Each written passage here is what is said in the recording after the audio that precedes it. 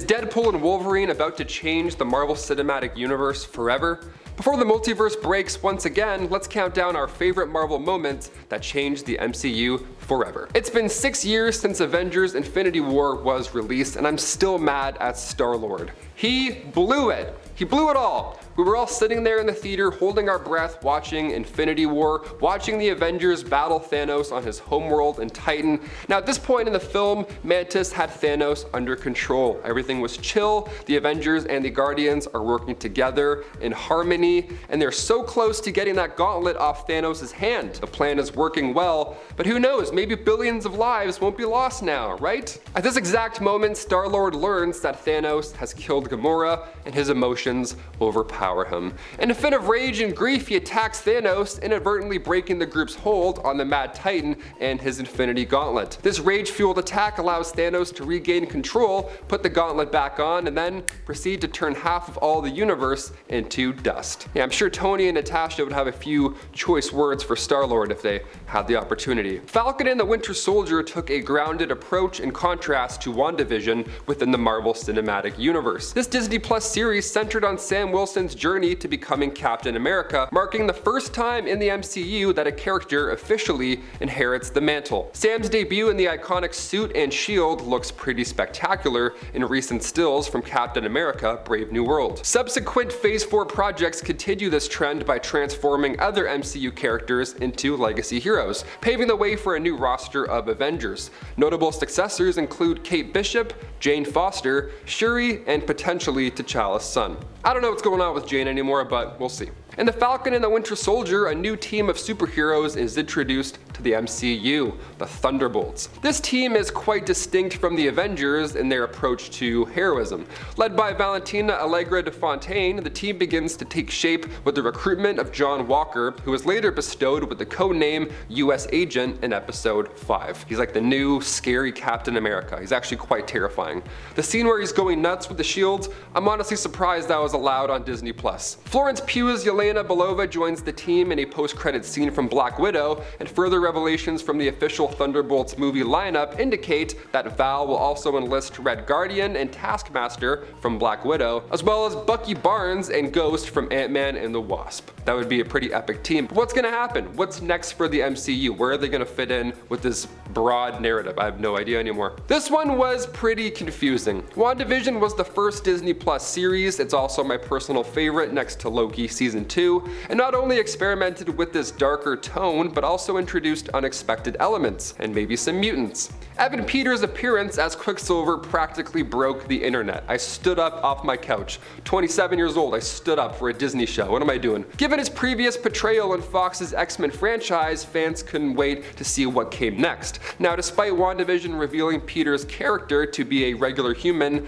named Ralph Boner, it did signal a groundbreaking moment as the first instant of a Marvel actor from another franchise being reintegrated into the MCU.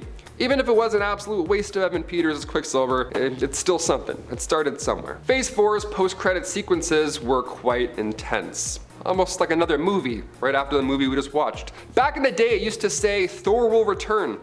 That's it, then we left and went home. In Phase 4 of the MCU, fans were introduced to a plethora of new characters. For example, in Eternals, 2 post-credit scenes unveiled Harry Styles as Thanos' brother, Eros, and Mahershala Ali's Blade. In Spider-Man No Way Home's post-credit scene, emerged Tom Hardy's Eddie Brock and Venom into the MCU. This is a huge, huge deal. Doctor Strange in the Multiverse of Madness introduced Charlize Theron's Clea, while Thor: Love and Thunder introduced Brett Goldstein's Hercules. And we just met Mark Spector's third persona, Jake Lockley, for the first time. Will Deadpool and Wolverine reset the Marvel Universe and scrap all of these new introduced characters? After all, the van from Moon Knight was spotted on set of Deadpool and Wolverine. So who knows? Comment all your theories down below. And while you're here, you might as well subscribe to the Nerd Squad, and don't forget to hit that notification bell so you don't miss the latest Marvel updates. Now back to some Avengers drama. WandaVision ended with the introduction of, well, another Vision. Literally, another physical Vision. White Vision was engineered by SWORD as a weaponized iteration of the late synthezoid hero that we all know and love, Vision.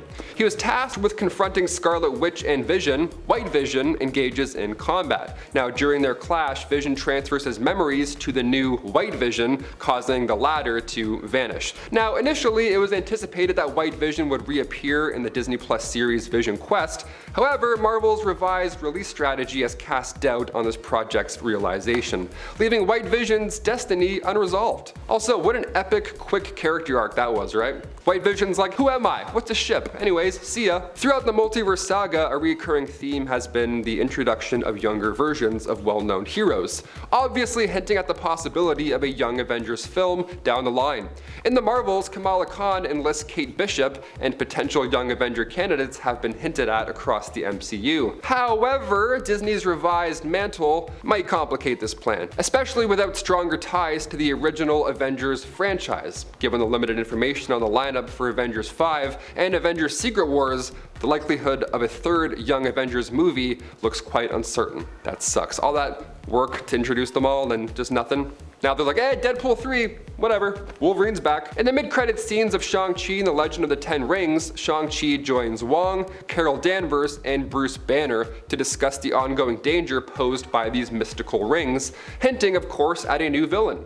Will we ever see who the rings were communicating with? Hopefully, probably not. A sequel addressing this threat seems unlikely at this point. However, Marvel star Simu Liu took to social media last week to promise that a sequel is still in the works. Black Knight. No, I'm not talking about Martin Lawrence's Black Knight. That's an excellent movie, but this one's a little different. Eternals post-credit scene hinted at Dane Whitman's transformation into the Black Knight with the ebony sword. Now, with Eternals 2 probably not happening at this point in the Marvel Universe, his fate may remain unresolved, which sucks, because how exciting was that end credit scene? As a minor character, he's less of a focus in Marvel's new plans, but fear not, because there is a chance he could join the Defenders in a future team-up event or project, possibly including the Blade movie, but we'll see. That's never going to get on its feet at this point. Every time I hear about it, it's a new director, a new writer, a new Blade. What's happening? Is Wesley Snipes back? I heard he's back. What? While the Avengers get most of the credit for putting a stop to Thanos' mad plan to wipe out half of all life in the universe, we do have to look back and give credit to a small hero that is often forgotten. And no, I'm not talking about Ant-Man. I'm talking about a hero that kickstarted the events of Avengers Endgame. This rat. Scott Lang had been stuck in the MCU's quantum realm since the events of Ant-Man and the Wasp back in 2018. And Scott only returns because a rat inside Lewis's van, which contains the quantum realm connection that Scott uses, this rat ends up stepping on a button, and this button conveniently brings back Scott after being trapped for 5 years. Now allowing the Avengers to identify a path forward, or backwards. Time travel is so confusing. Thank you, Stuart Little, you literally saved the universe. I've been your host, Taylor McWaters, and we'll see you nerds next time on Top 10 Nerd. Peace.